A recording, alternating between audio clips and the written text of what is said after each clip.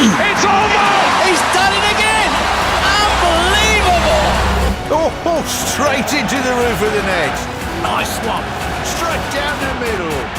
So a good performance from both teams. Hi, this is Rupha Ramani and you're watching Firstpost. Let's get started.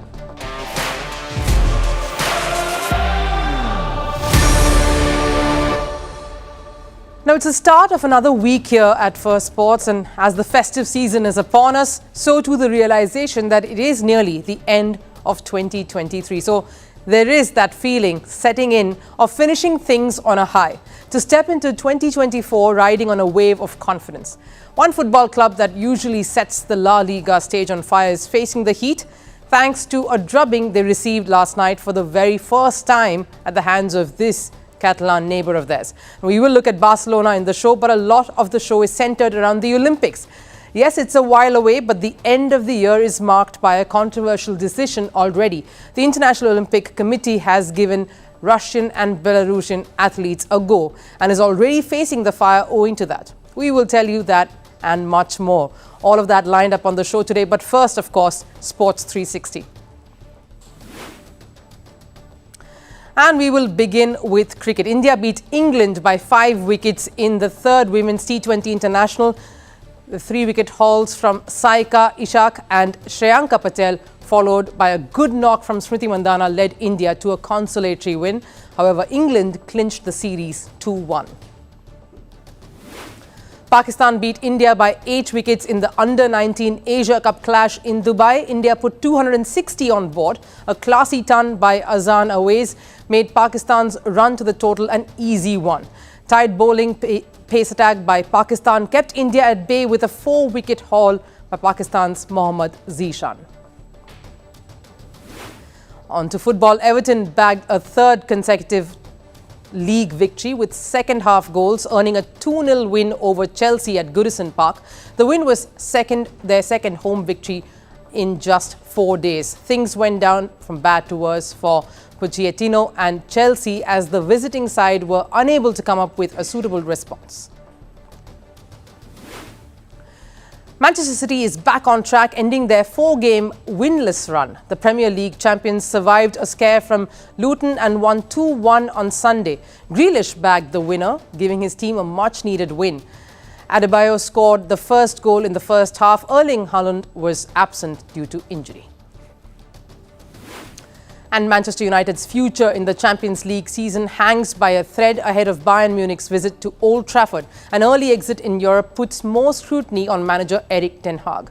United's troubled campaign reached a new low after the latest 0-3 defeat at home to Bournemouth. The Red Devils sit 6th in the Premier League after 7 defeats in the opening 16 games.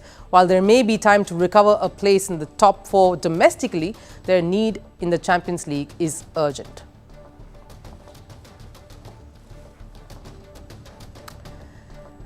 All right, it's almost time now to flip our calendars to the next year, and all eyes are eagerly fixed on the French capital, Paris, where the 2024 Olympics is set to unfold. And a recent development has already got people in debates. Paris is still a while away, and this latest decision has signaled some battle lines being drawn. The grand competition, of course, starts on the 26th of July next year, and it will be a summer worth remembering. Paris organizers are going all in to make it an unforgettable experience. But as the countdown truly continues, a recent announcement by the International Olympics Committee, or the IOC, has sparked off heated discussions. The board has given a green signal to Russian and Belarusian sportspersons to participate in the Olympics. So athletes from these two nationalities who qualify in their sport can participate in the Olympics, barring, of course, track and field, as Sebastian Coe had come in and announced as well. But there's a caveat thought. They can feature in these events only under a neutral flag. A neutral flag means athletes won't be representing their own country. This can be due to specific circumstances, as in this case, for example, geopolitical issues, or in other cases where the country is sanctioned or restricted. So a neutral flag allows athletes to take part in international competitions as independents, not belonging or representing a country unlike the others. Now, in this case, it will be Russian and Belarusian athletes who will be deemed as neutrals following the war on Ukraine that Russia started. The athletes had initially been banned from competing. Belarusian athletes were similarly barred because Belarus has close ties with Russia and helped Russian forces launch the attacks. But since then, athletes from these countries have only been allowed back into sports under a neutral status.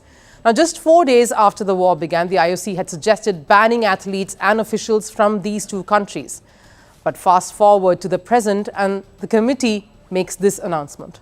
First of all, what is maybe most important is has changed that participation of athletes with Russian and Belarusian passports in competitions and in international competitions works.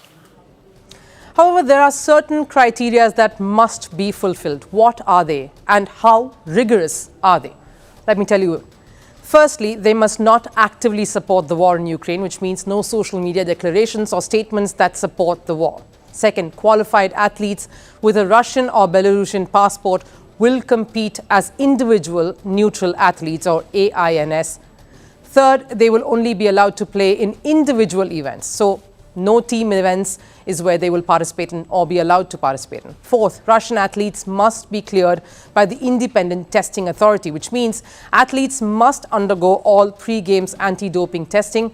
Another criteria, of course, is athletes must not have been disqualified for a previous anti-doping violation. The fifth criteria, any neutral athlete contracted to the military is not eligible.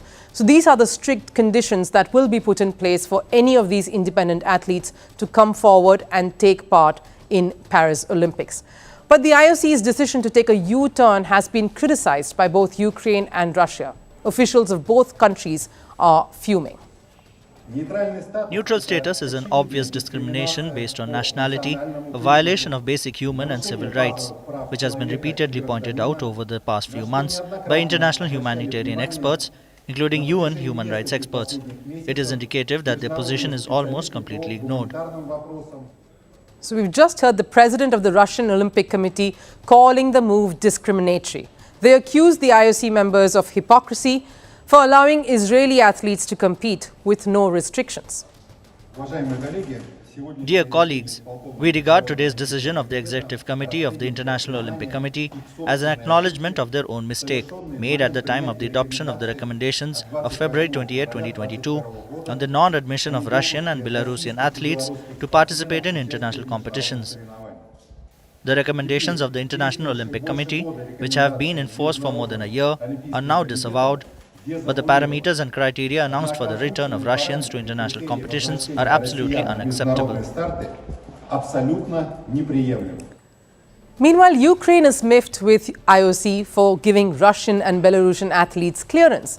It says the International Olympic Committee is encouraging the war by letting them participate. Here's what a Ukrainian athlete had to say about these developments. It's completely madness, and I'm totally disagree with this decision. Also, I don't really understand why IOC acting like they're blind or something like that. My goal from the very beginning, it wasn't to destroy lives of Russian athletes or destroy career of Russian athletes. I'm fully okay if they compete, but I'm not okay if they use their achievements and their participation in Russian propaganda. Because if they use it, then we have more victims in this war. So is this going to be a bloody Olympics like Ukraine strongly believes? Or will it ensure fair participation regardless of an athlete's nationality? Now, the Olympics has been a stage for unity, a platform where all fight and compete as equals. But when it comes to politics and sports, the dynamics almost always changes. Political relationships always find a way to mar sporting events. It's happened across different landscapes and various international conflicts. The Olympics has seen a number of boycotts in the past as well. Many a times it has been cancelled as well. World Wars I and II saw it happen in the years 1916, 1940 and 1944. During the 1980s, as many as 65 countries boycotted the Olympics to protest the Soviet invasion of Afghanistan. Somehow politics definitely creeps into sporting ties. Politics and sports almost cannot run along parallel lines. So will Paris be a showcase of unity, or will handshake snubs and other controversies take centre stage? Now, India is hosting its first Para Games under the Khelo India banner. In fact, the event kickstarts today with the opening ceremony. Now, it isn't just a massive boost for para athletes in the country, but also the country's sporting culture and ethos. India organizing multidiscipline sporting events only goes to show that there is a strong focus on improving facilities and sporting infrastructure to host such mega events. And with India expressing its interest in hosting an Olympics in the near future, there is an added push by every state here to make theirs sporting rich. Today we bring you the story of Odisha and Bhubaneswar. Recently hosted India's Football World Cup qualifying game against Qatar, and it's also the first and only centre for football's governing authority, FIFA's Talent Academy in the country. There's a lot of buzz in that state regarding sporting culture, and there's enough reason to believe so. Odisha as a state is now synonymous with hockey. The state is sponsoring both the men's and women's teams in all their endeavours, and confidently, both the teams have been doing incredibly well since the partnership began. The men's team recently won gold at the Asian Games, sealing their spot in the Paris Olympics next year. The women are yet to progress but have already taken the right steps. The women's team recently won the Asian Champions Trophy in Ranchi and are planning to seal their spot through the qualifiers which are scheduled to take place in Ranchi next month. But now, it's not just hockey that the state is getting associated with. Recently, FIFA's Chief of Global Football Development, Arsene Wenger, visited Bhubaneswar in Odisha to launch the country's first FIFA Talent Academy. Sports is something which CM is passionate about. So he gave us the freedom to design, involve professionals, involve corporates, have a complete professional setup, but in sports always passion is required. Profession and passion may not go together, but we harmoniously blended both. And the city boasts of state-of-the-art modern infrastructure for not just some sporting disciplines, but also centres that help in athletes' training and recovery programs. In fact, many athletes have spent time here to train at the facilities provided by the state. From India's best Olympic gold medalist Neeraj Chopra to India's rising talent Jyoti Yaraji. All of them train here before heading out to compete in events worldwide. I want to thanks to the Odisha government and Reliance Foundation. They're really providing a very good specialties and equipment. It's like international track and the gym and the nutrition and everything, so that we can reach our goals in the future. Like me, today I'm reaching in the Asian Games medal, so that we can go forward to the Olympics and everything. For Olympics, the preparation is going very great, and I'm so excited for my next first Olympics. And yeah, I'm trying to do my best over there. The state has hosted multiple events across sporting disciplines like the Hockey World Cup, the Asian Athletics Championships, the Para Athletics Championships, and Khelo India Games. The state authorities have also managed to tie up with various organizations and corporate houses like Reliance, JSW Sports, Aditya Birla Group, and the KJS Ahluwalia Group to ensure the athletes are taken care of and to set up high-performance centers for excellency in sports. The state is also in the process of strengthening sport at the grassroots level via camps, clinics, and sporting centers. The system in the state ensures that they're able to invest in the sporting culture and the environment.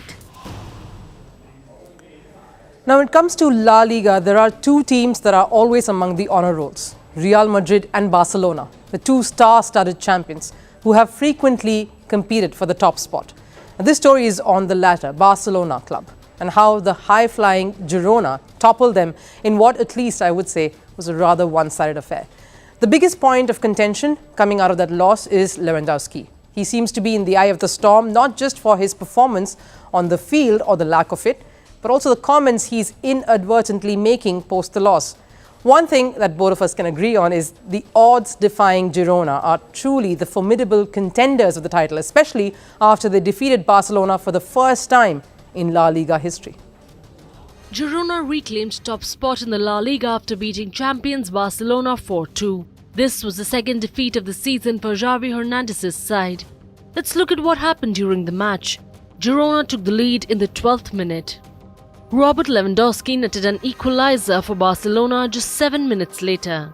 Gutierrez restored Girona's lead before half-time and Fernandes made it 3-1 in the 80th minute. Barcelona pulled off another goal, but Girona scored their fourth in stoppage. This game came as a major blow to Barcelona, who are hailed as La Liga giants. They're the most recent winners, having won the 2022-23 edition. The loss saw several dejected fans pour their hearts out on social media. At the center of the storm is 35-year-old striker Robert Lewandowski, who fans believe is holding the team back rather than giving them a head start. Some even said the right place for him is the dugout. The former Bayern Munich forward is now going through a lean patch and is finding it challenging to find the back of the net. He's only scored 8 goals in the La Liga season and also went goalless in 6 consecutive matches this edition. But after the match with Girona, he blamed his teammates for not being able to score. I know that we are Barcelona and everyone expects us not only to win but also to score a lot of goals. At the beginning of the season, not everything has been perfect. And of course, if we don't create a lot of chances, it's difficult to score goals. Barcelona's manager Xavi Hernandez knew before the match his side was up against the most informed team of the season. He himself admitted that he's not taking them for granted but seemed confident. Tenim un rival difícil, molt difícil, no? I a part de la seva capacitat, crec que estan en una confiança tremenda, estan pels núvols, estan jugant molt bé, amb un desparpajo espectacular i en aquest sentit doncs se'ns complicarà demà. Però bé, nosaltres we prepare really well the game, we train really hard. Of course it's a Girona, very difficult match tomorrow, but we are ready to compete and we want to get 3 points in our stadium. But his confidence was crushed, that too at his home ground. This was the first time in La Liga history that Barcelona has lost to the underdog Spanish side. Girona topped the standings with 41 points from 16 games. They've even surpassed the multiple winners Real Madrid, who were held to a draw in their last match. Meanwhile, Barcelona are down in the 4th place. Barcelona, who are the 27-time La Liga champions, were humbled yesterday. But Xavi still believes the match was evenly contested. Una derrota, está claro. El cómo no ha sido malo. No ha sido malo la derrota. Nosotros nos cabrea la derrota porque además hemos tenido el partido en nuestras manos. No hemos aprovechado nuestros momentos y el Girona sí. Y creo que ha sido un intercambio de golpes. Por eso digo que ha sido el partido del caos, ¿no? Ellos nos han golpeado duro cuando han tenido sus momentos y nosotros no. He also faced backlash online from fans for his responses that did not own up to the lackluster show by his team. There are usually 2 names that top the La Liga points table: Barcelona and Real Madrid. It's tough for Barcelona fans and the team to see someone else steal that spot. And that almost wraps up our show today, but as always, we leave you with our last serve. We always love watching fans get emotional when superstars greet them and do something little special. For many, it is a moment they will cherish forever. Now, India's former cricket captain MS Dhoni celebrated the world over. He made one fan extremely thrilled. Take a look. Happy birthday, dear Rohit. Happy birthday to you. बाकी तो मेरा partner है तो हम भी खिलाएंगे थोड़ा जिस पकड़ो लगाओ पकड़ ले लो जरूरत नहीं है पकड़ ले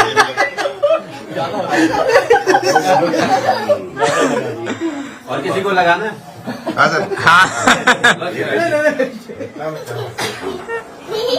ये देखो इसको भी यार पसंद आया जो बच्चा है वहाँ लगा तो वहीं लगा तो थोड़ा बाद में लगा दो नहीं A very candid MS Dhoni there, quite the birthday gift that fan wouldn't have expected. But that does it here on Firstpost. Thank you so much for joining in. As always, I'll see you again tomorrow at 7 p.m. for some more fresh perspectives from the world of sports. Till then, take care. Bye-bye.